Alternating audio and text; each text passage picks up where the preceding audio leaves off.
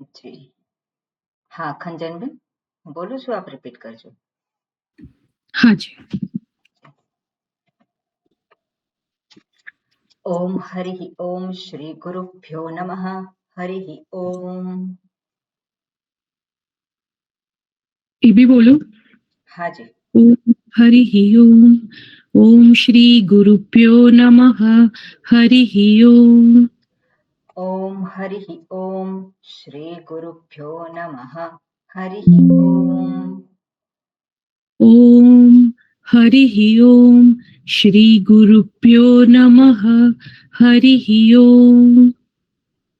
વક્રતુંડ મહાકાય સૂર્યકોટિ સમપ્રભ. વક્રતુંડ મહાકાય સૂર્યકોટિ સમપ્રભ. નિર્વિઘ્नं કુરુ મે દેવ શુભકાર્યેષુ સર્વદા. નિર્વિઘ્नं કુરુ મે દેવ શુભકાર્યેષુ સર્વદા. સરસ્વતી નમસ્તુભ્યં વરદે કામરૂપિણી. સરસ્વતી નમસ્તુભ્યં વરદે કામરૂપિણી. સરસ્વતી નમસ્તુભ્યં વરદે કામરૂપિણી. સરસ્વતી નમસ્તુભ્યં વરદે કામરૂપિણી. વિદ્યારંભં કરિષ્યામિ સિદ્ધિર્ભવતુ મે સદા.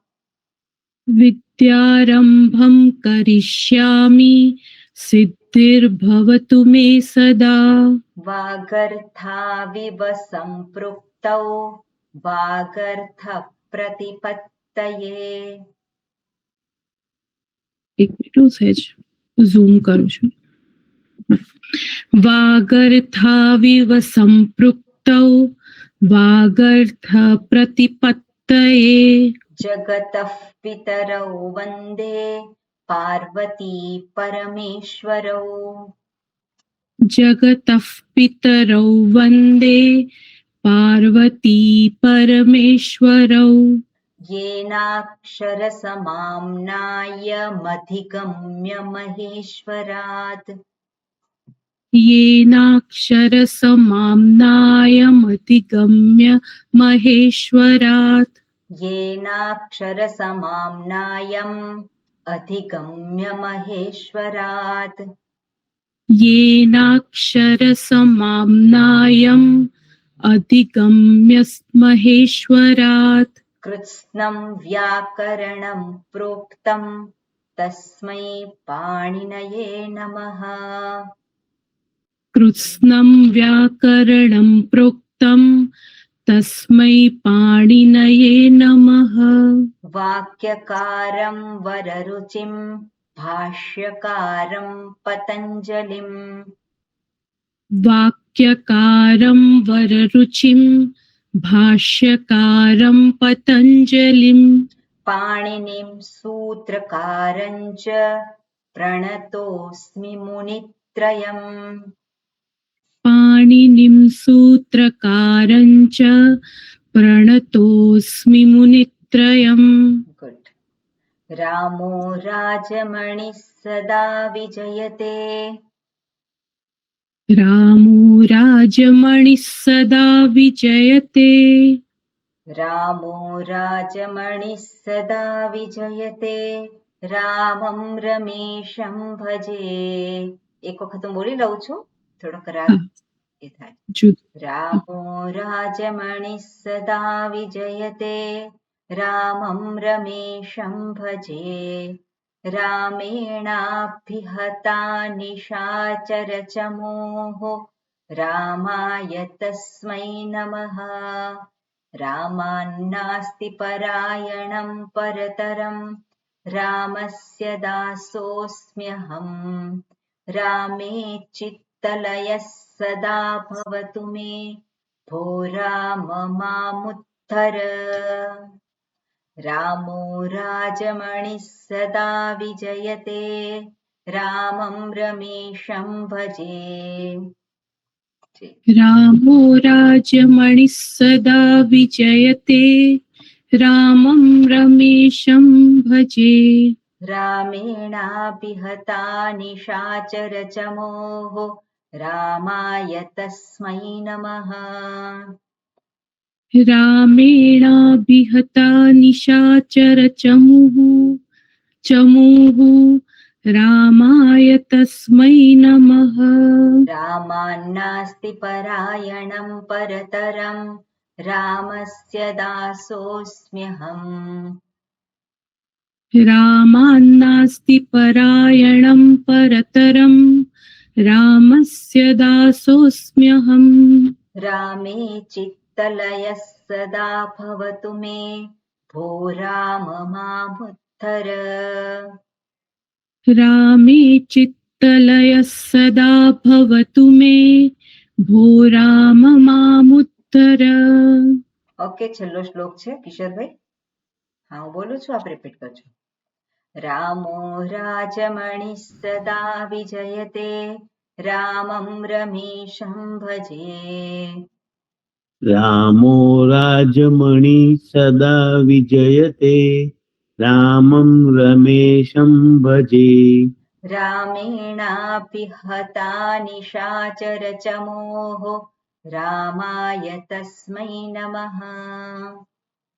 रामेणाभिहता निशाचरचमूः रामाय तस्मै नमः। रामान्नास्ति परायणं परतरं रामस्य दासोऽस्म्यहम्. रामानास्ति परायणपरतरं रामस्य दासोऽस्म्यहम्। रामे चित्तलयः सदा भवतु मे भो राम मामुत्तर. रामे चित्तलयः सदा भवतु मे भो राम मामुत्तर। ઓકે, સરસ. આપણે દર વખતે આ પ્રાર્થના હશે, જ્યારે પણ ક્લાસ શરૂ થશે ત્યારે હવેથી આ પ્રાર્થના હશે. ઓકે, હવે સૌથી પહેલું જે પ્રસ્તાવના છે, પાણીની વ્યાકરણની પ્રસ્તાવના, અર્થાત પાણીની વ્યાકરણ વિશેની માહિતી છે. ઓકે, સો હા, એટલે પાણીની વ્યાકરણ જે છે પાણીની મુનિએ રચેલું છે, એટલે પાણીની વ્યાકરણ કહેવામાં આવે છે. પાણીની નામના ઋષિ, અને એમણે આ વ્યાકરણની રચના કરી છે, એટલે એને ઓળખવામાં આવે છે પાણીની વ્યાકરણ. હા, અંજલિબેન પૂછવું છે કઈ? હરિહર સ્વામીજી, આપણે માહેશ્વરી સૂત્ર. હા, બરોબર. માહેશ્વર સૂત્ર. ઓકે, માહેશ્વર સૂત્ર. હા, કોણ બોલશે? કોને બરાબર આવડે છે? બોલું છું. રસીલાબેન, મયુરીબેન ને મૈયાજી ત્રણે બોલી ગયેલા છે. અચ્છા, બરોબર. બીજું પરફેક્ટ પણ બોલશે? હું બોલી શકું? હા, હું બોલી શકું? બોલી શકો, પણ ભૂલ ના પડી જોઈએ. બોલો. ઓમ ऐ ऊन रुल रुक ए ओंग ए औच हय वरट लं यमंगणनम जभय गड़दस जब गड़दस खफ छठत चटतव कपय सससर हल इति महेश्वराणि सूत्राणि. Very good, very good. Okay, બરોબર.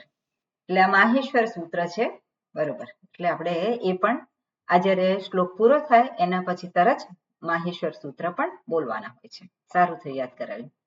હા, હવે આગળ છે કે પ્રસ્તાવના. પ્રસ્તાવના એટલે પાણીની વ્યાકરણમાં જે પાણીની મુનિ અને એમની સાથે એમના પછી જે સંકળાયેલા જે છે આખો પેલો ઇતિહાસ હશે થોડોક, અને પાણીની મુનિએ કેવી રીતે આની રચના કરી છે એની થોડીક સમજૂતી હશે.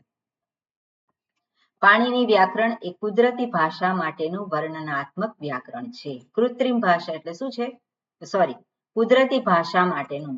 કુદરતી અને કૃત્રિમ એ બેનો અહીંયા ભેદ કરેલો છે. કૃત્રિમ ભાષાઓ માટે નિર્ધારિત વ્યાકરણથી વિપરીત છે, જ્યાં ભાષાની આગળ વ્યાકરણ આવે છે.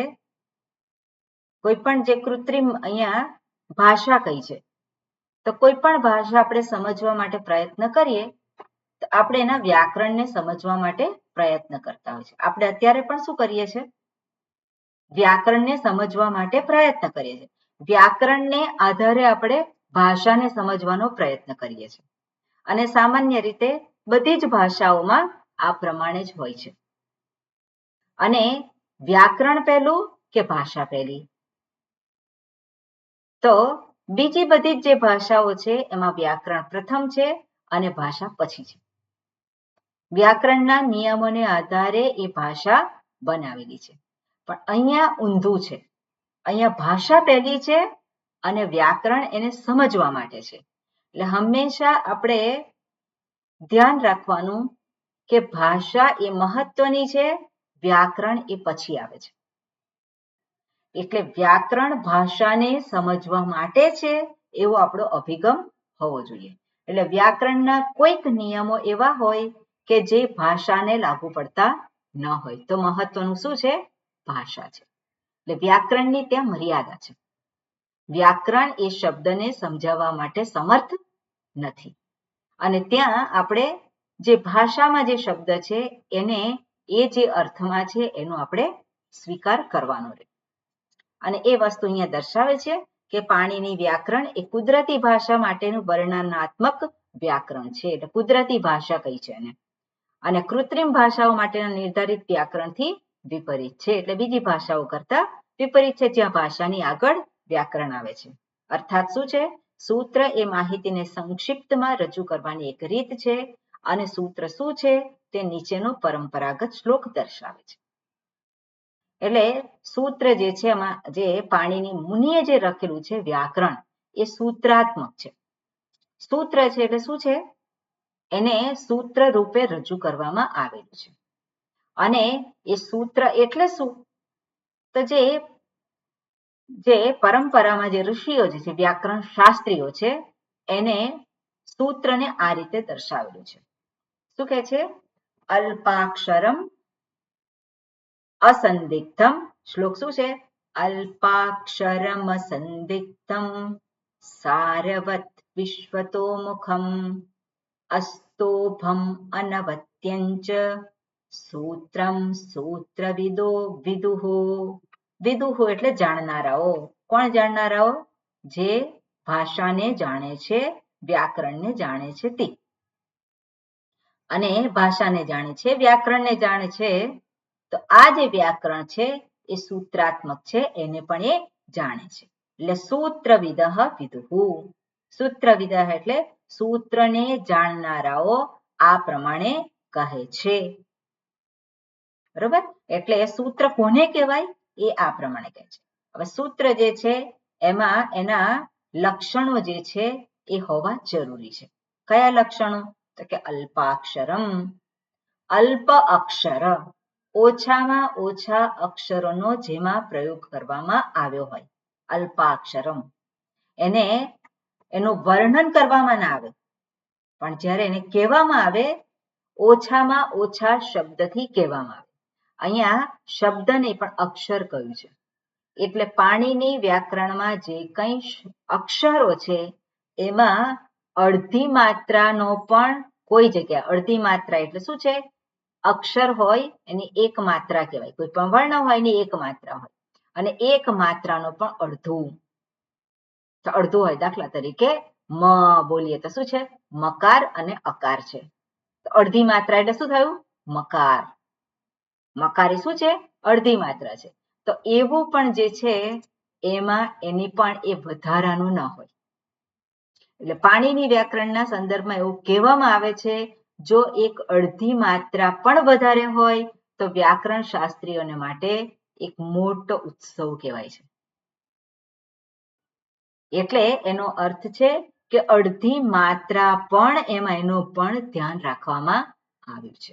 એટલે કોઈ પણ અડધી માત્રા પણ બિન ઉપયોગી રીતે જેમાં ઉપયોગ કરવામાં આવ્યો ન હોય. અને એટલે કહ્યું છે ટૂંકમાં જે અલ્પાક્ષરમ અસંદિગ્ધમ. હવે તમે ઓછા અક્ષરોમાં કહો પણ પછી એમાંથી કંઈ મેસેજ ના નીકળે, એ જે કહેવા જેવું છે એ કહી ના શકે, એવું અહીંયા નથી. અસંદિગ્ધમ એના વિશે કોઈ પણ પ્રકારનો સંશય રહેતો નથી. જે કંઈ કહેવામાં આવ્યું છે એ કેવું છે? સંશય રહિતનું, અસંદિગ્ધમ. સારવત શું છે? એનું સાર રૂપ છે, અર્થાત એને માટે કંઈક કહેવાનું, કંઈક મેસેજ છે. વિશ્વતોમુખમ, વિશ્વતોમુખમ એટલે જે ગ્રામરના જે કંઈ નિયમો છે, જે ભાષાની અંદર જે કંઈ શબ્દો છે, અને એ બધા નિયમો અને ભાષા અને જે છે, જે કંઈ એક પણ વર્ણ જે અંદર લખેલો હોય, અક્ષર લખેલો હોય, એ બધાને જ આવરી લે છે. એટલે બધા પાસાઓને આવરી લે છે. એવી રીતનું આ સૂત્ર છે બધા. એટલે સૂત્ર કેવા છે? એક જગ્યાએ લખ્યું હોય પણ એની અસર ક્યાં થાય? બીજી જગ્યાએ પણ થતી હોય. એટલે એ વિપરીત નથી કોઈ રીતે. એક જગ્યાએ એક વાત કરી છે, બીજી જગ્યાએ બીજી વાત કરી છે, એવું છે નહીં. પણ જે કંઈ વાતો કરી છે એમાં સમન્વય કરેલો છે. ઓકે, એટલે વિશ્વતોમુખમ. અસ્તોભમ, અસ્તોભમ એટલે શું છે? અસ્તોભમ, અહીંયા સ્તોભ એટલે સ્તુતિ. અહીંયા લખ્યું છે અલ્પાક્ષરમ એટલે કે ટૂંકમાં. આગળ શું છે? અસંદિગ્ધમ એટલે અસ્પષ્ટતાથી મુક્ત. ત્રીજું છે સારવત એટલે સારથી યુક્ત. વિશ્વતોમુખમ તમામ સંદર્ભમાં અર્થપૂર્ણ. અને અસ્તોભમ એટલે ન સ્તોભમ, અસ્તોભમ. સમાસ થયો છે, બરાબર ને? નંજ તત્પુરુષ સમાસ છે આ. ન સ્તોભમ, અસ્તોભમ. સ્તોભ એટલે શું છે? અવરોધ. એટલે કે સ્તોત્ર, સ્તુતિ, સંગીતને સેટ કરવા માટે અંતે અક્ષરનો અતિરેક કરવામાં આવતો હોય છે. દાખલા તરીકે ચ છે કે વૈ છે કે એ બધું જે છે, જ્યારે કંઈક રચના કરવામાં આવતું હોય અને ત્યારે એક જે અક્ષર જે ખૂટતો હોય પ્રાસ બેસાડવા માટે, ખાસ કરીને જે કંઈ શ્લોક રૂપે રચના હોય અને એવી જે રચના હોય એની અંદર એક અક્ષર ખૂટતો હોય, તેમાં કંઈક એવા અક્ષરો જે છે એને મૂકવામાં આવે, જેથી કરી અને એના જે અક્ષરોનો જે અક્ષરો, ચોક્કસ અક્ષરો જે છે એક લાઈનમાં કે એક વાક્યમાં હોય એની સાથે મેળ ખાય. ઓકે, અસ્તોભમ ન સ્તોભમ. બરોબર. પછી આગળ છે સામવેદમાં આવું જોઈ શકાય છે. સામવેદને એને ગેય કહેવામાં આવે છે. એટલે જ્યારે ગાવાનું હોય ત્યારે એક અક્ષર હોય એનો ઉપયોગ એક્સ્ટ્રા કરી શકાય. પણ અહીંયા અસ્તોભમ એટલે શું છે? એમાં એક પણ અક્ષર વધારાનો હોય નહીં. પાણીની વ્યાકરણમાં એક પણ અક્ષર વધારાનો નથી. આપણે સ્તુતિ કે શ્લોક કે ભાષા જે છે એમાં અક્ષરો વધારે હોય. ઓકે, અસ્તોભમ અનવદ્યમ. અને કેવું છે? એમાં કોઈ પ્રકારનો દોષ છે નહીં. એટલે આ પ્રકારે સૂત્ર જે છે એનો અર્થ અહીંયા દર્શાવે છે. સૂત્ર કોને કહેવાય? અહીંયા દર્શાવેલું છે. ઓકે, હવે આ જે છે પરંપરાગત આ રીતે સૂત્રને દર્શાવેલું છે. પણ સૂત્ર શબ્દ જે બન્યો છે, તો એનો પણ એ સૂત્ર શબ્દ કેવી રીતે બન્યો છે અને એને આધારે કયો અર્થ પ્રગટ થાય છે એ પણ અહીંયા દર્શાવેલું છે. એટલે આને કહેવાય વ્યુત્પત્તિ અર્થ. વ્યુત્પત્તિ એટલે શું છે? વિ અને ઉત્પત્તિ. એટલે કહીએ વિ અને ઉત્પત્તિ. વિ વિશેષણ છે અને ઉત્પત્તિ, ઉત્પત્તિ એટલે શું છે? ઉદ્ભવ, ક્રિએશન. જે આપણે કહીએ ને વિ એટલે વિશેષ, વિશેષ રીતની ઉત્પત્તિ, તો વ્યુત્પત્તિ એને કહેવામાં આવે. તો આ જે છે સૂત્ર શબ્દ જે છે કેવી રીતે બને છે, એની વ્યુત્પત્તિ શું છે, કેવી રીતે બન્યો છે, એને જ કહેવાય વ્યુત્પત્તિ. તો એ જે છે અહીંયા દર્શાવેલું છે. તો કે સૂત્ર જે છે આ 10મા ગણની ધાતુ છે, સૂત્ર. અને એમાં કર્તરીમાં અચ પ્રત્યયનો પ્રયોગ કરવામાં આવે છે. સૂત્ર અને અચ અને શબ્દ શું બને છે? સૂત્ર. અચમાંથી માત્ર અ રહે છે અને શબ્દ બન્યો છે, પ્રાતિપદિક બન્યું છે સૂત્ર. અને એનો અર્થ શું છે? સૂત્રયતિ ઇતિ સૂત્રમ. કર્તરીમાં છે એટલે જે સૂત્રયતિ એટલે સૂત્રિત કરે છે તે. સૂત્રયતિ એટલે શું છે? જે જે સૂત્ર બનાવે છે, સૂત્ર કરે છે. હવે સૂત્ર કરે છે એટલે શું છે? તો સૂત્ર શબ્દના અર્થ શું થાય? જે સૂત્ર ધાતુ છે એનો શું અર્થ છે? તો કે to tie, bind, thread, string together. એટલે દોરામાં જેવી રીતે પરોવાયેલું હોય, બાંધેલું હોય ને ગોઠવેલું, એને શું કર્યું હોય?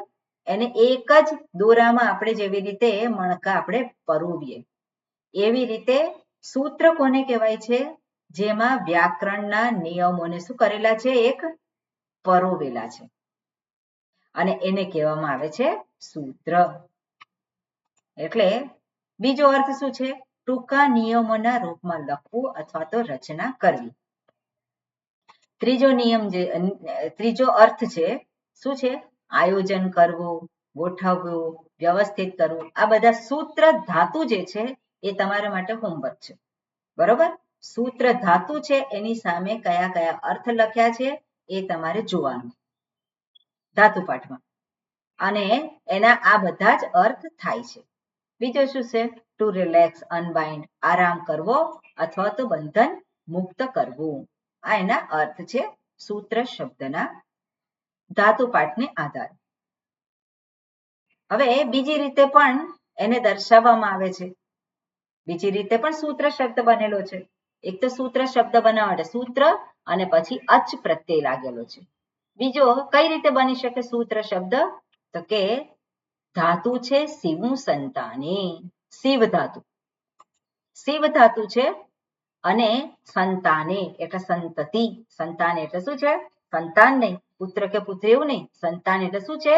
સંતતિ, જે બની રહે છે, એને શિવ ધાતુ, અને એને સ્ટ્રન પ્રત્યે લાગીને પણ સૂત્ર શબ્દ બની શકે છે. સિવ્યતિ યેન યદર્થમ બધ્નાતિ વા તત્સૂત્રમ તંતુ શાસ્ત્રૈક દેશો વા. તો સિવ્યતિ યેન અદર્થમ, તો જેના દ્વારા અર્થને ગોઠવવામાં આવે છે, અર્થને અર્થસભર બનાવવામાં આવે છે. એટલે શું છે? એટલે કે દોરામાં જેવી રીતે બધાને પરોવવામાં આવે, પણ કઈ રીતે પરોવવામાં આવે છે? જેથી કરીને એક માળાનું રૂપ ધારણ થાય, એક સરસ એમાંથી માળા બને. એટલે એને કહેવાય બધ્નાતિ તત્સૂત્રમ તંતુ શાસ્ત્રૈક દેશો વા.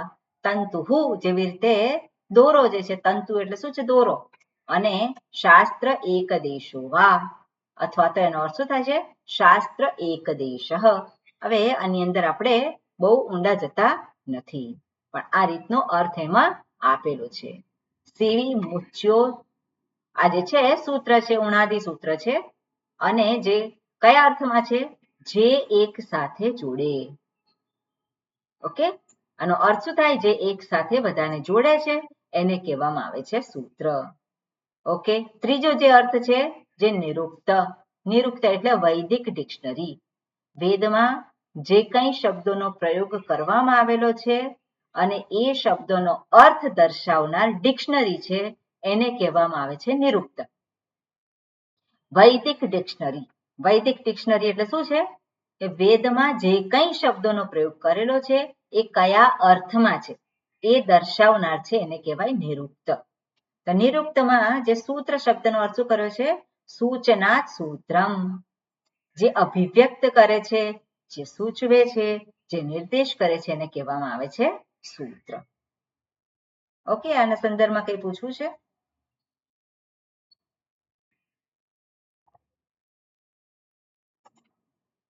ઓકે, સરસ. હવે આપણે એનો જે ઇતિહાસ છે, એટલે એ ઇતિહાસ છે એને આપણે થોડુંક જોઈએ. એટલે નિરુક્ત અર્થ એટલે ડિક્શનરી થયું કહેવાય ને? મારું ઇન્ટરનેટ વચમાં જતું રહ્યું હતું. નિરુક્ત એટલે વૈદિક ડિક્શનરી. વૈદિક ડિક્શનરી, બરોબર? નિરુક્ત શબ્દનો અર્થ થાય વૈદિક ડિક્શનરી. ઓકે, હવે ટૂંકો ઇતિહાસ છે, અને એમાં આપણે શરૂઆતમાં જે શ્લોકો બોલ્યા એમાં પણ દર્શાવેલું છે. શરૂઆતમાં પહેલો શબ્દ વક્રતુંડ મહાકાય સરસ્વતી, એ નહીં, પહેલા ગણપતિજીની વંદના કરી, પછી સરસ્વતીજીની વંદના કરી, અને પછી હવે જે આવે છે એ વ્યાકરણ ભણીએ છીએ આપણે, એટલે વ્યાકરણ પાણીની મુનિનું વ્યાકરણ છે, અને એને આધારે જે કોઈ એની સાથે સંકળાયેલા છે એ બધાની અહીંયા આપણે એ બધાને પ્રાર્થના કરીએ છીએ, જેથી કરી અને આપણને પણ એ પાણીનીના સૂત્રો જે છે એ આપણા માટે અર્થસભર બને. એટલે સૌથી પહેલી પરંપરા દર્શાવી છે અને એમાં સૌથી પ્રથમ કોણ છે? તો સૌથી પ્રથમ કોણ હોય? ભગવાન. કોઈ પણ રચના હોય કે કોઈ પણ વસ્તુ હોય તો સૌથી પહેલા કોણ હોય? ભગવાન. એટલે અહીંયા સૌથી પહેલા શું છે? માહેશ્વર સૂત્ર. માહેશ્વર સૂત્ર પરથી પાણીની મુનિએ સૂત્રની રચના કરી છે, સૂત્રોની. અને પછી એને સમજાવવા માટે બીજા પણ વ્યાકરણ શાસ્ત્રીઓએ મદદ કરી છે.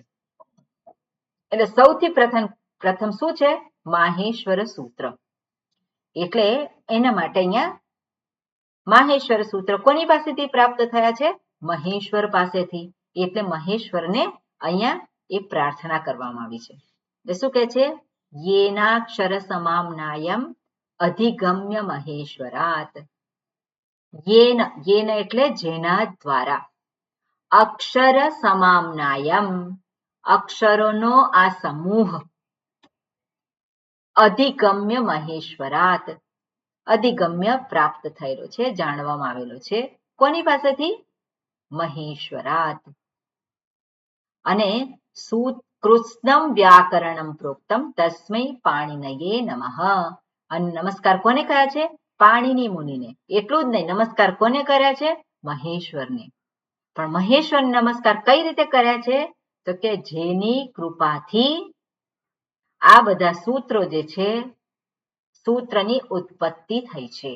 અને સૂત્રની ઉત્પત્તિ કોણે કરી છે? તો કે પાણીની મુનિએ કરી છે.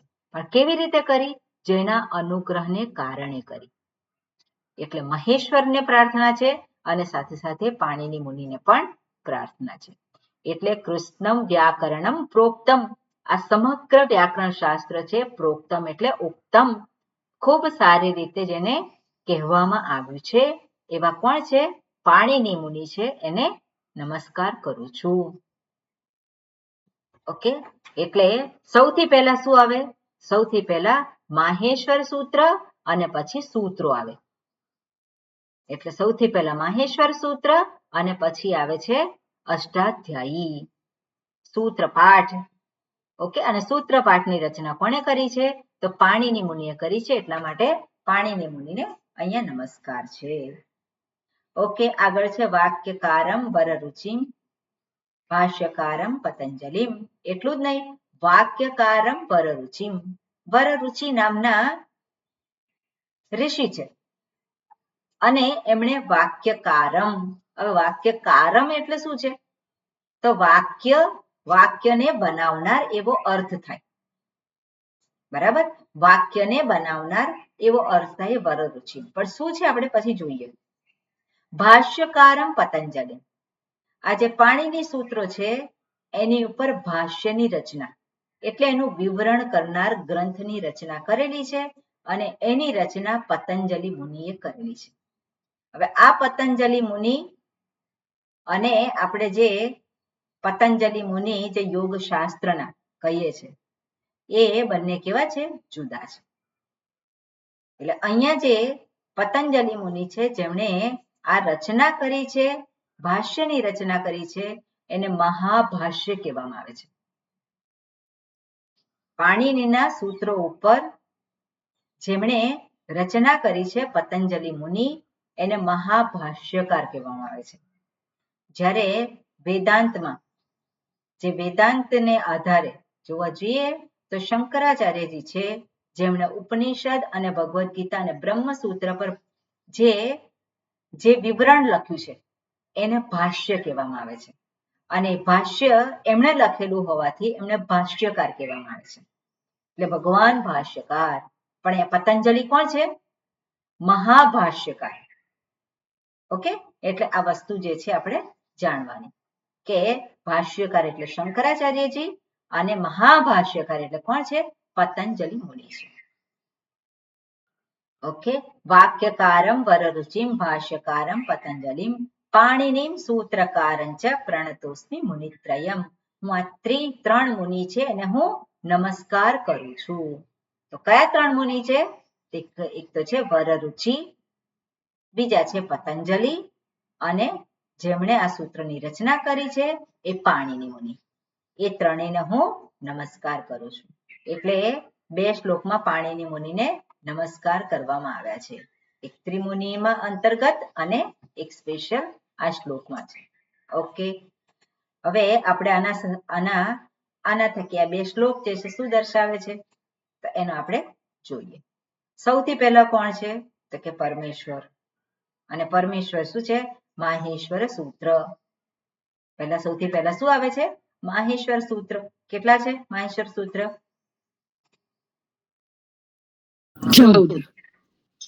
14 એ માહેશ્વર સૂત્ર છે. હવે પાણિની મુનિની જે અષ્ટાધ્યાયી જે છે એ ક્યારે આવી છે તો 6ઠ્ઠી કે 7મી સદીમાં, બિફોર ક્રાઇસ્ટ, એટલે ઈસુની પૂર્વે 6ઠ્ઠી કે 7મી સદીમાં આવેલી છે. આગળ છે વાર્તિકકાર, વાક્યકાર, જેમનું નામ છે કાત્યાયન અથવા તો વરરુચિ. આપણે કહ્યું ને વાક્યકારમ વરરુચિમ, તો વરરુચિ એમનું બીજું નામ છે કાત્યાયન, અને એમણે જે રચના કરી છે એને શું કહેવામાં આવે છે? વાર્તિક. એમની જે રચના જે છે એને વાર્તિક એવું નામ આપવામાં આવ્યું છે, અને વાર્તિકને આધારે એમનું નામ પડ્યું છે વાર્તિકકાર અથવા તો વાક્યકાર. ઓકે, એનો અર્થ શું થાય છે આપણે જોઈશું. તો વાર્તિકકાર, વાર્તિક એટલે શું છે એ આગળ આવશે. પણ વરરુચિ મુનિએ પાણિની મુનિના સૂત્રોને આધારે એમણે જે રચના કરી એને કહેવામાં આવે છે વાર્તિક. વેદાંતમાં પણ વાર્તિક ગ્રંથ આવે છે. બરોબર, એટલે આપણે જોઈએ કે વાર્તિક જે છે એનો પણ અહીંયા સમાવેશ કરવામાં આવેલો છે. ઓકે, મહાભાષ્યકાર પતંજલિ, તો એ ક્યારે થઈ ગયા તો કે 2જી સદીમાં થઈ ગયા. એટલે આ પ્રમાણે અહીંયા આનો ઇતિહાસ ત્રિમુનિનો દર્શાવવામાં આવે છે. ઓકે, આગળ જે છે સમજૂતી આપેલી છે. અત્યાર સુધીમાં જે કંઈ મેં કહ્યું એ જ વસ્તુને અહીંયા દર્શાવે છે. ઈશ્વર જ સર્વજ્ઞાનનો સ્ત્રોત છે, તેથી કોઈ પણ પરંપરાની જેમ વ્યાકરણ પરંપરા પણ મહેશ્વર સાથે જોડાયેલું છે, અને મહેશ્વર સૂત્ર પણ ભગવાન સાથે જોડાયેલા છે એવું શોધી કાઢવામાં આવે છે. પાણિની મુનિએ માહેશ્વર સૂત્રોને આધારે લગભગ 4000 સૂત્રોનો ઉપયોગ કરીને અષ્ટાધ્યાયી નામના વ્યાકરણને મનશ્ચક્ષુથી પહેલા જોયું અને પછી શબ્દરૂપ આપ્યું. એટલે પાણિની મુનિએ આ જે 4000 માહેશ્વર સૂત્રની 4000 સૂત્રોની જે રચના કરી છે શેના પરથી કરી છે? માહેશ્વર સૂત્રને આધારે. 14 સૂત્રોને આધારે એમણે કેટલા સૂત્રો બનાવ્યા? 4000 સૂત્રો બનાવ્યા, અને 4000 સૂત્રોને 8 અધ્યાયમાં ગોઠવ્યા છે. હવે તમારી પાસે પુસ્તક હશે અષ્ટાધ્યાયી છે પુસ્તક, એટલે પ્રથમાવૃત્તિ જે છે એ પણ આપની સાથે લઈ લો, અને અષ્ટાધ્યાયી છે એ પણ આપની પાસે રાખી દો. હવે અષ્ટાધ્યાયી જે છે ઉપર જ લખેલું હશે, મારી પાસે એ નથી, મારે જે છે એનું પૂઠું નથી એટલે એને પેલું બાઇન્ડિંગ કરી દીધેલું છે, પણ તમે જુઓ તો અષ્ટાધ્યાયી જે છે લખેલું હશે ત્યાં. બરોબર, અને આ જે અષ્ટાધ્યાયી એવું કેમ કહેવામાં આવે છે? અને સૂત્ર પાઠ એ એનું મુખ્ય નામ કહેવાય. આ શું છે? સૂત્રોનો પાઠ, સૂત્રપાઠ જ્યાં સૂત્રો દર્શાવેલા છે. પણ એ કેટલા અધ્યાયમાં છે? 8 અધ્યાયમાં છે, એટલે અષ્ટાધ્યાયી એ નામ પ્રસિદ્ધ થયું છે. બરોબર, એને અષ્ટાધ્યાયી કહેવામાં આવે છે. કેવી રીતે જોવાનું આપણે એને હું પછી દર્શાવું છું. ઓકે, આગળ છે અષ્ટાધ્યાયી, આ ખાસ મહત્વનું છે અને જાણજો. અષ્ટાધ્યાયી કોઈ પ્રાથમિક વ્યાકરણનું પુસ્તક નથી. શરૂઆતમાં વ્યાકરણ શીખવું હોય તો અષ્ટાધ્યાયીથી શરૂઆત કરી શકાય, અને એટલા માટે કહ્યું છે કોઈ પ્રાથમિક વ્યાકરણનું પુસ્તક નથી કે જે નવા વિદ્યાર્થીઓને સંસ્કૃત ભાષા શીખવવા માટે બનાવવામાં આવ્યું હોય. એટલે જેને થોડી ઘણી ભાષાની ખબર હોય એ જ આ અષ્ટાધ્યાયીને સમજી શકે. જો કોઈ પણ બેકગ્રાઉન્ડ ના હોય સંસ્કૃતનું તો એના માટે અષ્ટાધ્યાયીમાં સમજવું એ સરળ નથી, એટલે અસંભવ જેવું છે. એટલા માટે શું કહેવાય, શરૂઆતમાં આપણે ક્લાસ લીધા, કેટલો વખત લીધા? લાંબો વખત લીધા, ખરું ને? એ બધું જ શેના માટે? અષ્ટાધ્યાયી સમજી શકીએ એનું બેકગ્રાઉન્ડ, થોડી ઘણી ભાષાની વિશે આપણને ખબર હોય. રામ શબ્દ ની ષષ્ઠી વિભક્તિ શું થાય છે એ આપણને ખબર હોય. હરિ શબ્દની પંચમી વિભક્તિ એકવચન શું થાય છે એની આપણને ખબર હોય, ખરું કે નહીં? તો જ સૂત્રનો અર્થ આપણે સમજી શકીએ. જો આપણને ન ખબર હોય તો આપણે સૂત્રને સમજવું આપણા માટે અસંભવ જેવું હોય.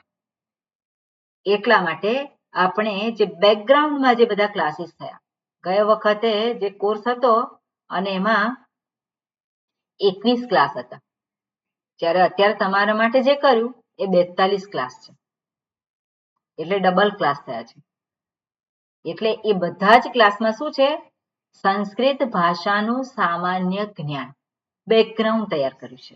અને બેકગ્રાઉન્ડ તૈયાર થયા પછી હવે આપણે પાણીની સૂત્રોને જે છે એ સમજી શકીએ. એટલે અષ્ટાધ્યાયી કોઈ પ્રાથમિક વ્યાકરણનું પુસ્તક નથી કે જે નવા વિદ્યાર્થીઓને સંસ્કૃત ભાષા શીખવવા માટે બનાવાયું હોય. પાણીનીએ તેમાં સંસ્કૃત શબ્દના ઉચ્ચારણ અને લખાણ વચ્ચેની સમાનતા સમજાવવા માટે ખૂબ જ ચોક્કસ, ટૂંકા અને સુસંગત નિયમો રચેલા છે. અને એટલા માટે ભાષાને થોડીક સમજતા હોઈએ તો એ આપણે સમજી શકીએ. ઓકે, આધુનિક વ્યાકરણનો હેતુ સામાન્ય રીતે ભાષા શીખવવાનો હોય છે, જ્યારે અષ્ટાધ્યાયીનો હેતુ સંસ્કૃત ભાષાના શબ્દોની રચના, વર્ણન અને વિશ્લેષણ કરવાનો છે. તેનો મુખ્ય ઉદ્દેશ્ય શિષ્ટ પ્રયોગ શું છે તે ઓળખવામાં મદદ કરવાનો છે. સામાન્ય રીતે કોઈ પણ ભાષા હોય તે ભાષાના વ્યાકરણનો જે બધા વ્યાકરણ જે છે તો એ ભાષા આપણને શીખવે, પણ અહીંયા આ જે સૂત્રો જે છે એ શું કરે છે, ભાષા જ શીખવે છે એવું નથી. ભાષા જ મહત્વની છે એટલું નથી, પણ ભાષાની પાછળ એ જે શબ્દો જે છે એ શબ્દોની રચના એ કેવી રીતે થઈ છે, એને કેવી રીતે એ શબ્દોનું વિશ્લેષણ કરી શકીએ, એ બધું જ જે છે એ આપણને જાણવા મળે. અને કેવી રીતે જાણવા મળે, તો શિષ્ટ પ્રયોગની આધારે. છેલ્લે આપણે સમાસ જોયા અને સમાસમાં જે છે શબ્દો, જે શબ્દો હોય એક શબ્દ છે, સમાસ થયેલો છે. હવે કઈ ભાષામાં સમાસ થયેલા શબ્દો એને ગણાવવામાં આ સમાસ થયેલો છે, તો એ જે સમાસ જે છે સંસ્કૃત ભાષામાં ષષ્ઠી તત્પુરુષ સમાસ થાય અને બહુવ્રીહી સમાસ થાય, એટલે અનેક અર્થને પ્રગટ કરનાર. એટલે એ કેવી રીતે એનો પ્રયોગ કરવામાં આવ્યો છે એ તો જ્યારે ભાષા જાણીએ ત્યારે જ આપણને ખબર પડે. અને એટલે ભાષાને અંદર કયા અર્થમાં કેવી રીતે બન્યું છે, કેવી રીતે એની રચના કરી છે, કેવી રીતે એનો વિગ્રહ કરાય, એ બધું જ સમજવા માટે આ જે વ્યાકરણ છે એ આપણને મદદરૂપ થઈ શકે છે. એટલા માટે એને કહેવામાં આવે શિષ્ટ પરિજ્ઞાનાર્થમ અષ્ટાધ્યાયી. જે શિષ્ટ પુરુષોનો જે ભાષાને ઉદ્દેશીને એમનું જે વલણ છે એને સમજવા માટે અષ્ટાધ્યાયી છે. શિષ્ટ પુરુષો જે શબ્દનો પ્રયોગ કરતા હોય એ જ શબ્દનું અહીંયા એનાલિસિસ કરવામાં આવેલું છે. ઓકે, પાણીનીએ પોતાના નિયમોમાં વૈદિક તેમજ બિનવૈદિક બંને પ્રકારના સાહિત્યને આવરી લેવાનો પ્રયત્ન કરેલો છે. એટલે વૈદિક હોય કે પછી લૌકિક હોય, બંનેને એમાં સમાવી લીધેલું છે. ઓકે, વ્યાકરણ શાસ્ત્રની રચના એ વિચાર સાથે કરવામાં આવી છે કે ભાષામાં વપરાતા શબ્દોની રચના કેવી રીતે થાય છે તે સમજાવવામાં આવે. સાથે સાથે લોકો જે શબ્દ પ્રયોગ શ્રેષ્ઠ રીતે કરે છે તેને સ્પષ્ટ રીતે દર્શાવવાનો પણ તેનો હેતુ છે. આપણે જોયું આ વસ્તુ. ઓકે, જો કોઈ શબ્દનું અંતિમ વ્યુત્પન્ન સ્વરૂપ, અંતિમ એટલે જે જે શબ્દની રચના થઈ છે, આપણે કહીએ વ્યુત્પત્તિ. વ્યુત્પત્તિ એટલે શબ્દ જેવી રીતે કેવી રીતે બન્યો છે એને કહેવાય વ્યુત્પત્તિ, એટલે કે શબ્દ રચના. શું છે? વ્યુત્પન્ન સ્વરૂપ પહેલેથી જાણીતું ન હોય તો નિયમોનો યોગ્ય અને ઇચ્છિત ઉપયોગ ઓળખવો મુશ્કેલ બની જાય છે, કારણ કે વ્યાકરણના નિયમો એવો ક્રમ ધરાવે છે કે તેમને ચોક્કસ ક્રમમાં જ લાગુ કરવાથી જ પ્રક્રિયા સીધી રીતે ઇચ્છિત સ્વરૂપ સુધી પહોંચે છે.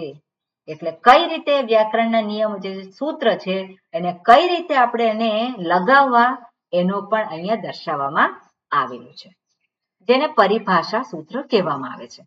અને આપણે જોઈશું કયા પરિભાષા સૂત્ર છે, એના પછીના જે ક્લાસ હશે એમાં જોવા મળશે. ઓકે.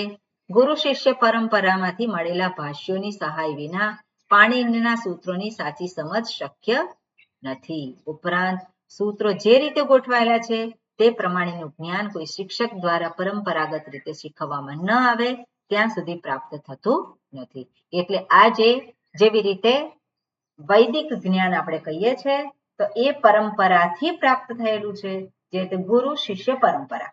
અને એ જ રીતે અહીંયા પણ પાણિની મુનિનું વ્યાકરણ જે છે એ પણ કેવું છે? પરંપરાથી પ્રાપ્ત થયેલું વ્યાકરણ છે.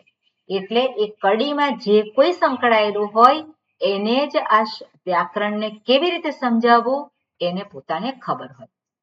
પણ જો એમનેમ જ જો કોઈ શીખવવા જાય તો એ પોતે શીખવી શકે નહીં. ઓકે. એટલે કે આપણે કોઈ પણ વિદ્યા હોય તો વિદ્યા ગુરુ પાસેથી જ મળતી હોય, તો આમાં પણ શું છે?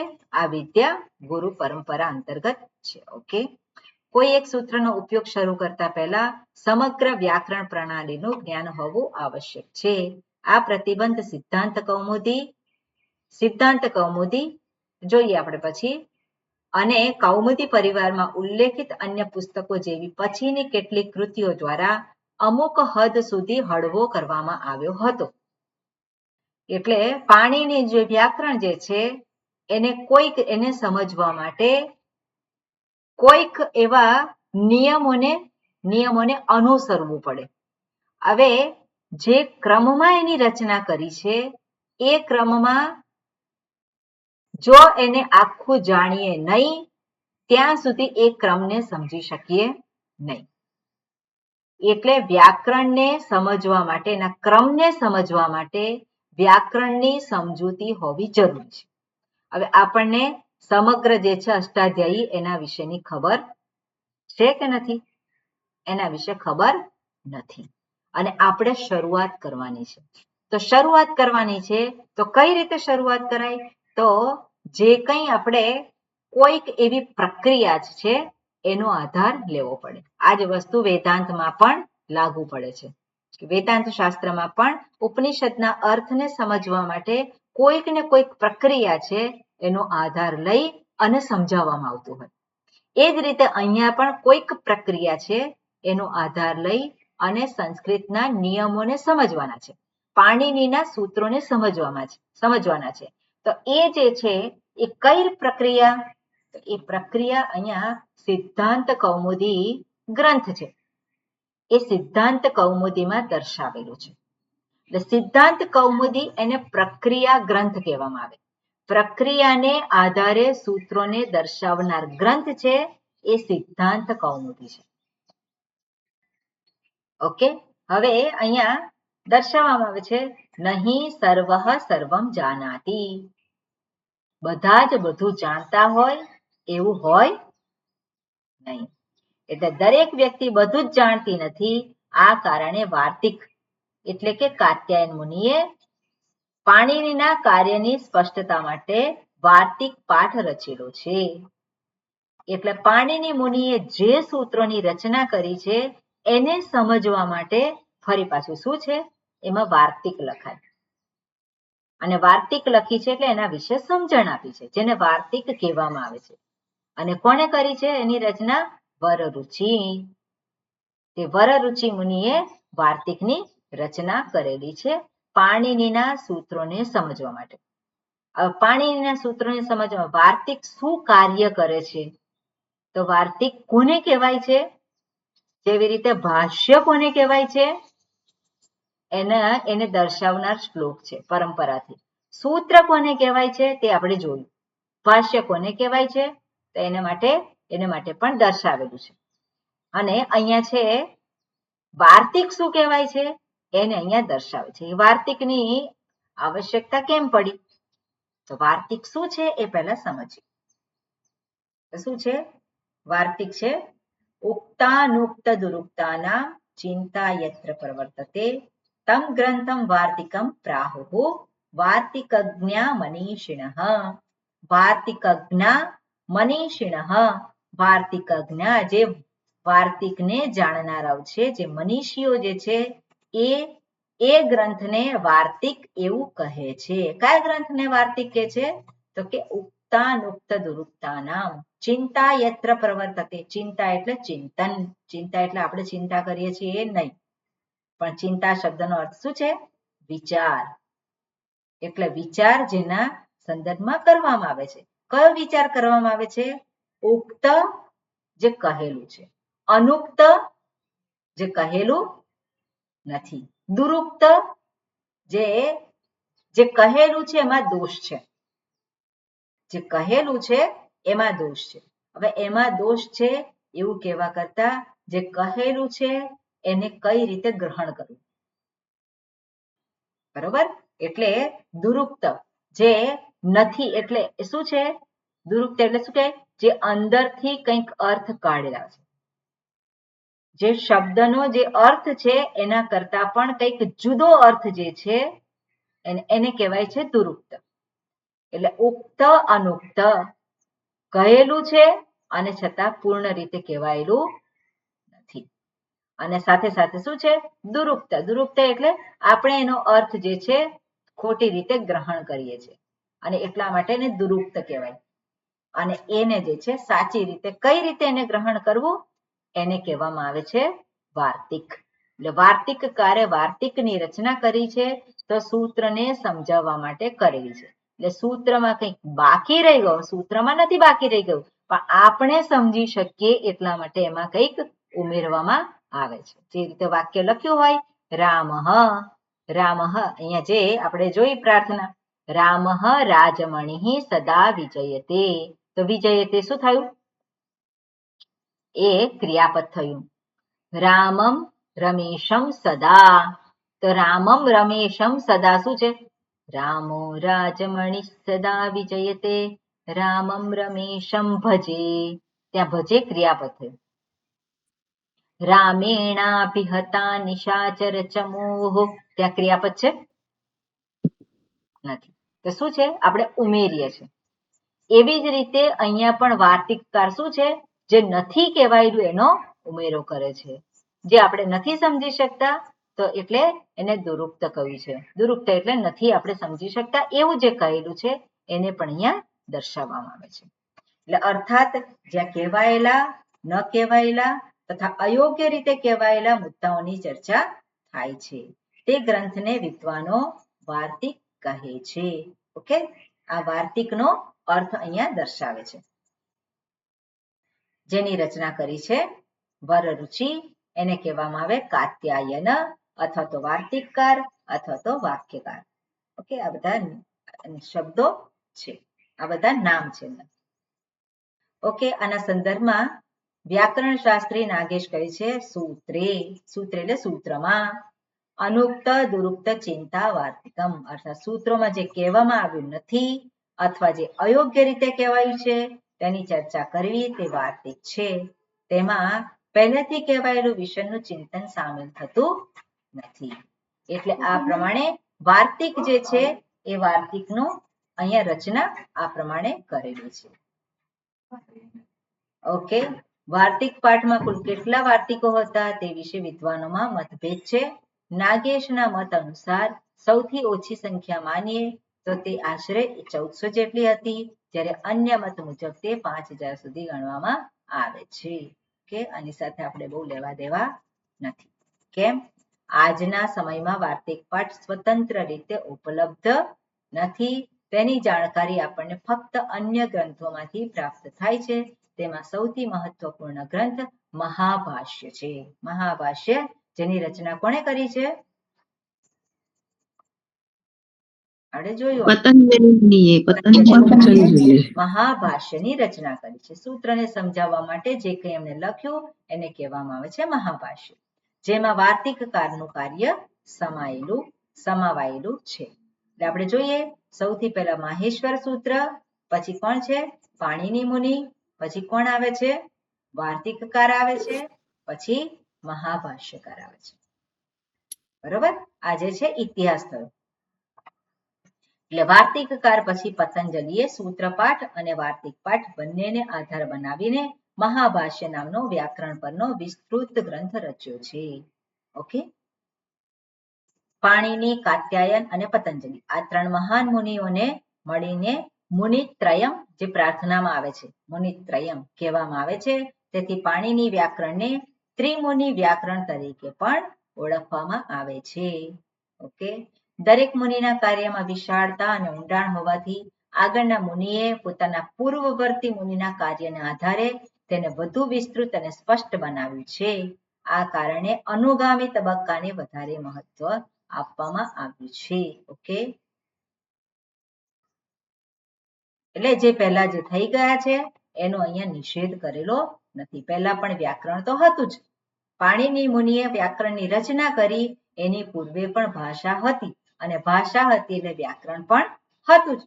પણ એ વ્યાકરણ બીજા કોઈએ દર્શાવ્યું હોય, જેવી રીતે શાકલ્ય મુનિ છે, તો શાકલ્ય મુનિનું નામ ઘણી વખત પાણિની વ્યાકરણમાં આવે છે. એટલે એનો વિરોધ નથી કર્યો, પણ એણે જે કહેલું છે એને પણ અહીંયા સમાવેશ કરવામાં આવેલો છે. ઓકે, એથી વ્યાકરણ શાસ્ત્રમાં પતંજલિનો શબ્દ, ઓકે, અહીંયા જે દર્શાવવામાં આવે છે અહીંયા શું કહે છે કે ત્રણ મુનિનું જે કહેવામાં આવ્યું છે અને એમાં એને કોને માનવું, આપણે કોણ છેલ્લું કહેવાય, તો સામાન્ય રીતે આપણે શું કહીએ મહેશ્વર સૂત્ર જે છે, જે એની રચના માહેશ્વર સૂત્ર જે છે એ જ અંતિમ કહેવાય. પણ અહીંયા ભાષાને સમજવા માટે વ્યાકરણને અહીંયા દર્શાવ્યું છે, અને વ્યાકરણને સમજવા માટે વરરુચિ અને એટલે કે વાર્તિક છે, અને વાર્તિક અને સૂત્રને સમજાવવા માટે પાણિની મુનિનું ભાષ્ય છે, પતંજલિ મુનિનું ભાષ્ય છે. તો પતંજલિ મુનિનું ભાષ્ય જે છે એ આપણી પાસે અંતિમ છે, કે જેમાં એમણે બધાનો સમાવેશ કરી લીધો છે. એટલે ત્રણમાંથી કોને ઓથેન્ટિક ગણવું, તો ત્રણમાંથી ઓથેન્ટિક ગણવાનું હોય તો છેલ્લું જે આવ્યું છે કોણ છે પતંજલિ મુનિ. એટલે પતંજલિ મુનિનું ભાષ્ય જે છે એને આધારે આપણે એના અર્થ ગ્રહણ કરવાનો. એટલે શું કહે છે, દરેક મુનિના કાર્યમાં વિશાળતા અને ઊંડાણ હોવાથી આગળના મુનિએ પોતાના પૂર્વવર્તી મુનિના કાર્યને આધારે તેને વધુ વિસ્તૃત અને સ્પષ્ટ બનાવ્યું છે. આ કારણે અનુગામી તબક્કાને વધારે મહત્વમાં આવ્યું છે. અનુગામી તબક્કામાં એટલે કે જે પછીનો જે તબક્કો છે તે. એથી વ્યાકરણ શાસ્ત્રમાં પતંજલિનો શબ્દ અંતિમ શબ્દ તરીકે માનવામાં આવે છે. કોઈ પણ પ્રકારના વિવાદાસ્પદ મુદ્દાના નિરાકરણ માટે આ સ્વીકૃત પરંપરાને લોકપ્રિય રીતે ઉત્તરોત્તર મુનિનામ પ્રામાણ્યમ રૂપે ઉલ્લેખવામાં આવે છે. ઉત્તરોત્તર મુનિ એટલે કોણ છે, સૌથી પહેલા પાણિની મુનિ, પછી છે કાત્યાયન અથવા તો એને કહેવાય કે વાર્તિકકાર, અથવા એના પછી આવે છે પતંજલિ. ઓકે, એટલે આ પ્રમાણે એને દર્શાવ્યું છે. ઓકે, અષ્ટાધ્યાયી શબ્દનો અર્થ હવે આવે છે. અષ્ટાધ્યાયી એટલે શું છે, અષ્ટાનામ અધ્યાયાનામ સમાહાર. આપણે જોયો છે ને સમાસ જે છે સમાહાર દ્વિગુ સમાસ છે. ઓકે, દ્વિગુ સમાસ છે આપણે જોયો છે કે નથી જોયો, સંખ્યા પૂર્વ જોયેલો છે ને. એટલે આ દ્વિગુ સમાસ છે અને સમાહાર દ્વિગુ સમાસ છે, એટલે કે 8 પ્રકરણોનો સંગ્રહ, એને કહેવામાં આવે છે અષ્ટાધ્યાયી. અષ્ટાધ્યાયી કેમ કે છે, ઓકે હાજી, અષ્ટાધ્યાયી સ્ત્રીલિંગ શબ્દ છે અને એ જે છે કહેવામાં આવે છે અષ્ટાધ્યાયી. ઓકે, અષ્ટાધ્યાયી પાણિનીના વ્યાકરણ ગ્રંથનું જાણીતું નામ છે. તેમાં અંદાજે 4000 સૂત્રો દ્વારા સમગ્ર વ્યાકરણ રજૂ કરવામાં આવ્યું છે. આ ગ્રંથમાં 8 અધ્યાય છે અને દરેક અધ્યાયમાં 4 પાદ છે. ઓકે, એટલે તમે જોશો અષ્ટાધ્યાયીમાં તમે જરાક એનો અભ્યાસ કરજો, બરોબર? કઈ રીતે, ક્યાં છે, શું છે એ જરાક અભ્યાસ કરજો. અને આજે 4-5 છે એટલે દરેક અધ્યાય છે એમાં 4-5 છે અને 8 અધ્યાય છે, તો કેટલા પાદ થયા ટોટલ? 32 એટલે 32 પાદ છે. હવે હું ધારો કે કહું તમને કે પહેલો અધ્યાય, ત્રીજું પાદ અને 5મું સૂત્ર, તો તમે એને જોઈ શકો કે નહીં? જોઈ શકાય ને? એટલે આ તમે આનો અભ્યાસ કરજો અને ક્લાસમાં જે છે, જે પ્રેક્ટિસ ક્લાસ છે એની અંદર તમે આ પ્રમાણે શીખવાડજો. ઓકે, હા, એટલે આ પ્રમાણે તમે જોજો. ઓકે, પાણીનીનું વ્યાકરણ સૂત્ર રૂપમાં રચાયેલું હોવાથી કોઈ પણ સૂત્રને યોગ્ય રીતે સમજવા માટે તેનો અધ્યાય, પાદ અને સૂત્ર નંબર સાથે અભ્યાસ કરવો જરૂરી છે. ઉપરાંત આ ગ્રંથનું જ્ઞાન ગુરુ શિષ્ય પરંપરામાં પેઢી દર પેઢી શીખવવામાં અને સંચાલિત કરવામાં આવવું અત્યંત આવશ્યક છે. સૂત્રની પરંપરાગત વ્યાખ્યા આ રીતે આપવામાં આવેલી છે, જે આપણે જોયું આગળ, બરોબર? સૂત્ર કોને કહેવાય એ આપણે જોયું. અલ્પાક્ષરમ અસંદિગ્ધમ સારવત વિશ્વતો મુખમ, આ બધા અર્થ જે છે એટલે શું છે આપણે આગળ જોયું વિસ્તારથી. એટલે કે અર્થાત સૂત્ર ઓછા અક્ષરો વાળું, નિસંદિગ્ધ, સારસભર, સર્વ સંદર્ભમાં લાગુ પડે તેવું, નિરર્થક શબ્દોથી રહિત અને દોષ રહિત હોવું જોઈએ. પાણીનીના સૂત્રો ખૂબ જ વ્યવસ્થિત અને સંક્ષિપ્ત હોય છે અને તેમાં ઘણી ઊંડી વિગતો સંકેત રૂપે સમાવવામાં આવેલી હોય છે. સંકેત રૂપે એને સમાવવામાં કઈ રીતે? ઇત લેટર ઉમેરીને. હવે ઇત લેટર શું છે? તો થોડી ઘણી તો તમને ખબર છે. અયુણ તો છેલ્લો કયો છે? ઇત લેટર. એના વિશે પછી આપણને કહેવામાં આવશે. ઓકે, તેમ છતાં વ્યવહારિક શિક્ષણમાં કેટલાક શિક્ષકો સૂત્રના મૂળ સ્વરૂપને જાળવી રાખવાને બદલે તેને સમજૂતીરૂપ વાક્યો તરીકે સમજાવવાનું પસંદ કરે છે, તેથી વિદ્યાર્થીઓ માટે અર્થ સમજવો સરળ બની જાય છે. એટલે સૂત્રને સમજવા કરતા એનો અર્થ જે છે એ સમજાવી દેતા. એટલે શું થાય કે જેથી કરીને સૂત્રમાં આપણે માથાકૂટ કરવી પડે. જેવી રીતે સંધિના સૂત્રો આપણે જોયા, તો સંધિના સૂત્રો જોયા, તો સંધિના સૂત્રો જે છે એમાં અર્થ આપી દેવામાં આવે. તમને અર્થ કાઢવાનો કેવી રીતે એ નથી કહેવામાં આવ્યું, પણ અર્થ તમને આપી દેવામાં આવે. પણ જ્યારે સૂત્રનું જે છે, જ્યારે એનો અર્થ તમારી જાતે જાણવો હોય તો એ કેવી રીતે એનો અર્થ કાઢવો એ સમજાવવામાં આવે. એટલે તમારી જાતે જ એ સૂત્રનો અર્થ પણ તમે જાણી શકો. એક પ્રક્રિયા છે. ઓકે, આજે અષ્ટાધ્યાયી પર ઉપલબ્ધ સૌથી પ્રસિદ્ધ અને પ્રાચીન વૃત્તિ વિવરણ કે કાશિકા વૃત્તિ તરીકે ઓળખાય છે. એટલે કાશિકા વૃત્તિ જે છે એનો ઘણો બધો ઉપયોગ કરવામાં આવે છે સૂત્રને સમજવા માટે. તેનો સમય અંદાજે ઈસવીસન 7મી સદીનો માનવામાં આવે છે. આ ગ્રંથનું લેખકત્વ 2 વિદ્વાનને અપાય છે. એટલે કાશિકા વૃત્તિ જે છે, કાશિકા એને એ વૃત્તિ કહેવામાં આવે છે, એટલે કે જેને સૂત્રને સમજાવવા માટે જ ફરી પાછું કંઈક એમના દ્વારા લખાયેલું છે. કોના દ્વારા? તો કે બે જણ છે એને લખ્યું છે. તો કે પ્રથમ અડધું જે છે એ વામન દ્વારા અને બીજો અડધો ભાગ જે છે એ જયાદિત્ય દ્વારા રચાયેલો છે. એટલે આ રીતે કાશિકા વૃત્તિ છે, બાલ મનોરમા વૃત્તિ છે. એમાં ઘણી બધી વ્યાખ્યાઓ આપેલી છે અને એ તમે અષ્ટાધ્યાયી જે છે એમાં જોઈ શકશો.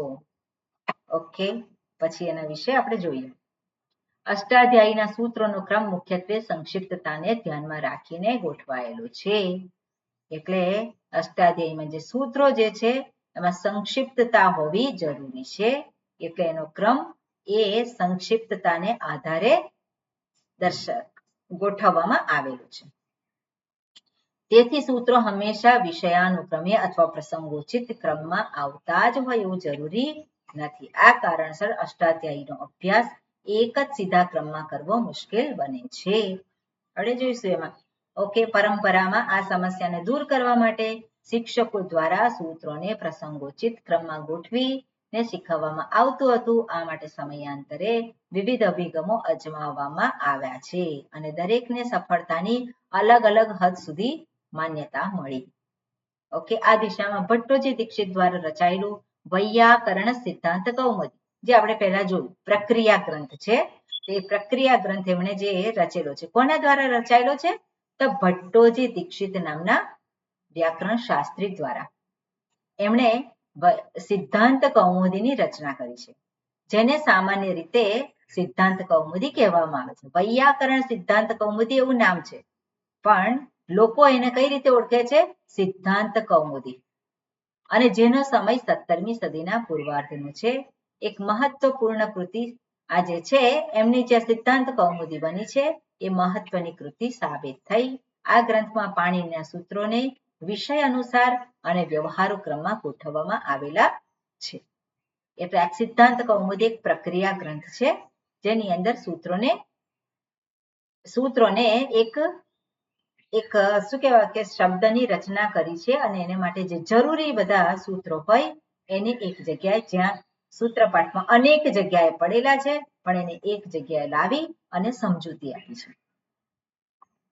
ઓકે, આ ગોઠવણી એટલી અસરકારક સાબિત થઈ કે વ્યાકરણ શીખવાની અગાઉની ઘણી પદ્ધતિઓ પાછળ રહી ગઈ.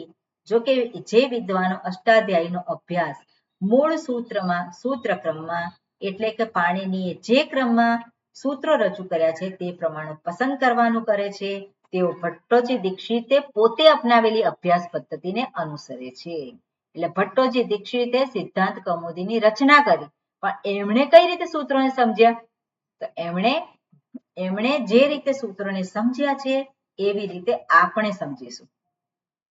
આપણે સિદ્ધાંત કૌમુદી, જે ભટ્ટોજી દીક્ષિતે સિદ્ધાંત કૌમુદી જે આપેલી છે અને એમણે જે એક પ્રક્રિયા દર્શાવેલી છે એ પ્રક્રિયાને આપણે અનુસરવાના નથી, પણ એમણે જે પ્રક્રિયાનો આધાર લીધો છે એ પ્રક્રિયાને આધારે આપણે પણ જોઈશું. ઓકે, એટલે સિદ્ધાંત કૌમુદીમાં પાણીનીના લગભગ 4000 સૂત્રોનો સમાવેશ થાય છે, પરંતુ તે અષ્ટાધ્યાયીના મૂળ ક્રમથી અલગ વિષયાનુક્રમમાં ગોઠવાયેલા છે.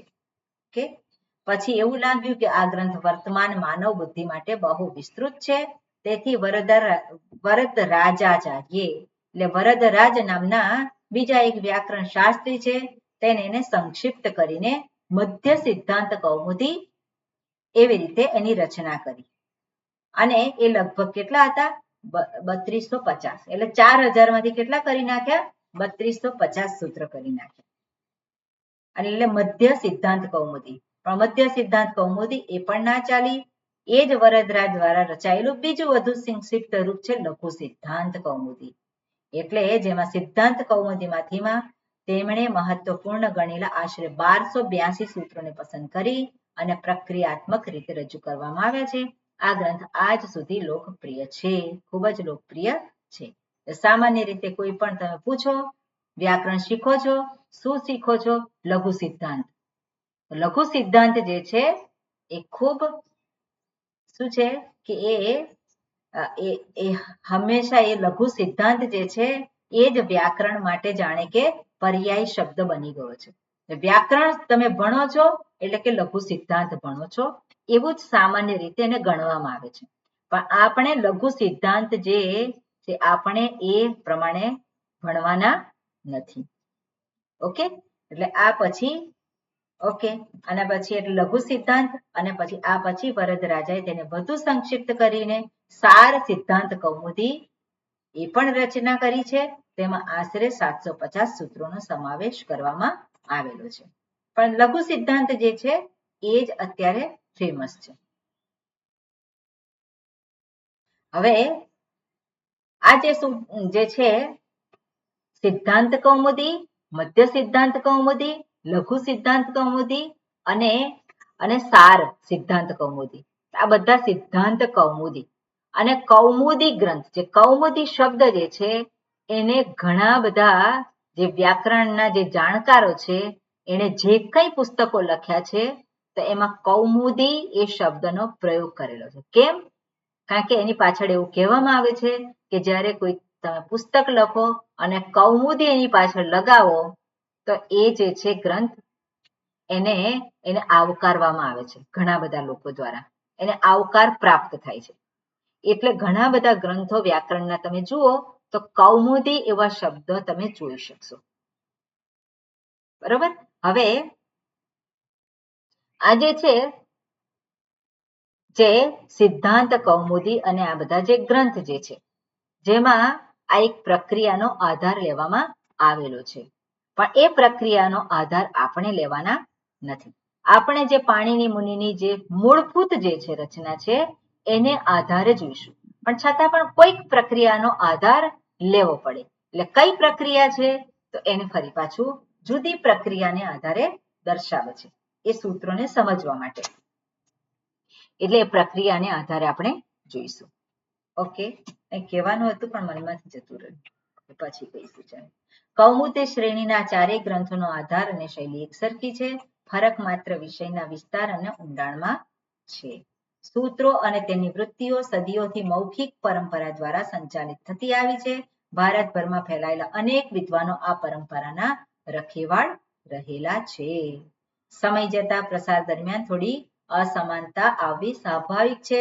તેથી અષ્ટાધ્યાયી અને કૌમુદી ગ્રંથોના વિવિધ પ્રકાશનોમાં સૂત્રોના પાઠ અને સંખ્યામાં પણ તફાવત જોવા મળે છે. આ સ્થિતિ અન્ય પ્રાચીન વ્યાકરણ ગ્રંથોમાં પણ જોવા મળે છે. આ બધું વાંચવાનું તમારે. ઓકે.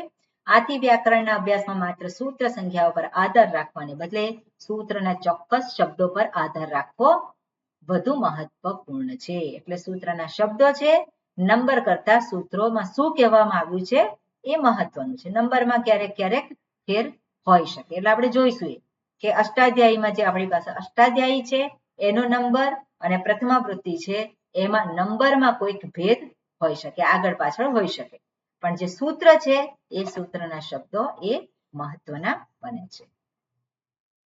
બરોબર. પાણીની દ્વારા સૂત્રોની રજૂઆતમાં કેટલીક મુખ્ય લાક્ષણિકતાઓ છે જેને આપણે એક કામ કરીશું પછી જોઈશું. Okay, next time. આટલું રાખીએ અત્યારે, આગળનો પછી કરીશું. ઓકે. ઓમ પૂર્ણમદઃ પૂર્ણમિદં પૂર્ણાત પૂર્ણમુદચ્યતે પૂર્ણસ્ય પૂર્ણમાદાય પૂર્ણમેવાવશિષ્યતે. ઓમ શાંતિ શાંતિ શાંતિ. હરિ ઓમ શ્રી ગુરુભ્યો નમઃ. હરિ ઓમ. હરિ ઓમ. હરિ ઓમ. પ્રણામ. આમાં હરિ ઓમ. કઈ અઘરું હરિ લાગ્યું ઓમ. કઈ?